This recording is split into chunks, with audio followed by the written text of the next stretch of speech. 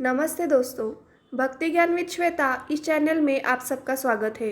आशा है कि आप सब लोग कुशल होंगे। तो दोस्तों, आज हम बात करेंगे घृष्णेश्वर ज्योतिर्लिंग के बारे में।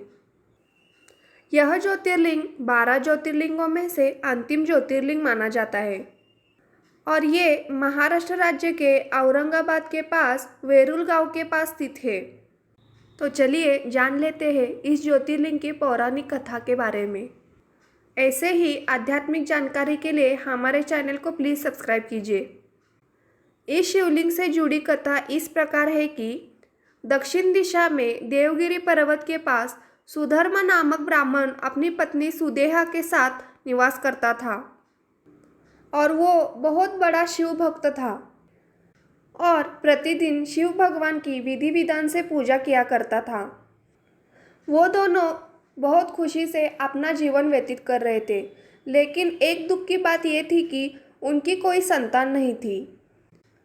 एक दिन सुदेहा बहुत दुखी थी और सुधर्मा से बोली कि इस पृथ्वी का नियम है कि वंश आगे संतान से ही चलता है, लेकिन हमारी कोई भी संतान नहीं है।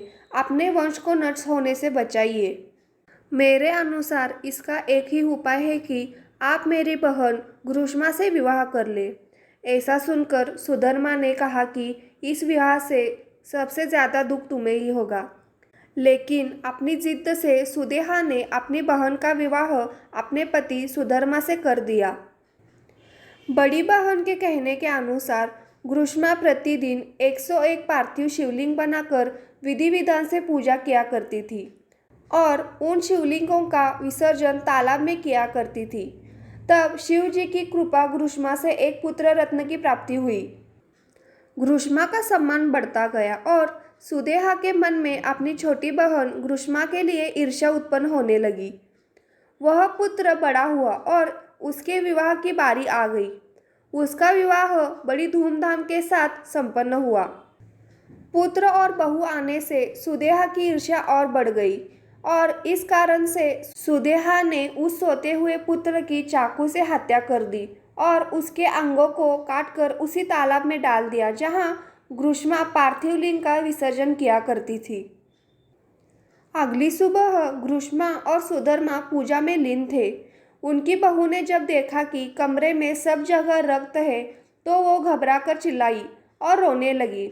इस बात की खबर उसने घृष्मा और सुधर्मा को बताई, लेकिन वो दोनों पूजा में लीन थे। तब वहाँ उपस्थित सुदेहा दिखावे के कारण जोर जोर से रोने लगी।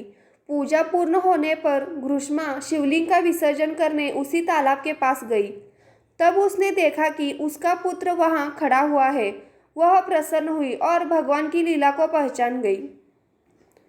तब वहाँ एक ज्योति प्रकट हुई और उस ज्योति के रूप में साक्षात शिव भगवान प्रकट हुए और उन्होंने सुदेहा का अपराध बताया। शिव भगवान सुदेहा को मृत्युदंड देने के लिए जाने लगे। तब घृष्मा ने अपनी बहन को क्षमा करने के लिए भगवान से अनुरोध किया। तब शिव भगवान जी अति प्रसन्न हुए और वर मांगने के लिए कहा।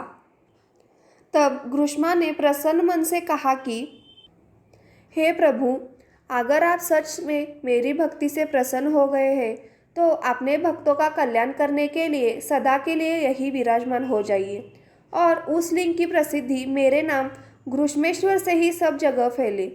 तब वहाँ शिव जी घृष्मेश्वर नाम से सदा के लिए स्थापित हो गए।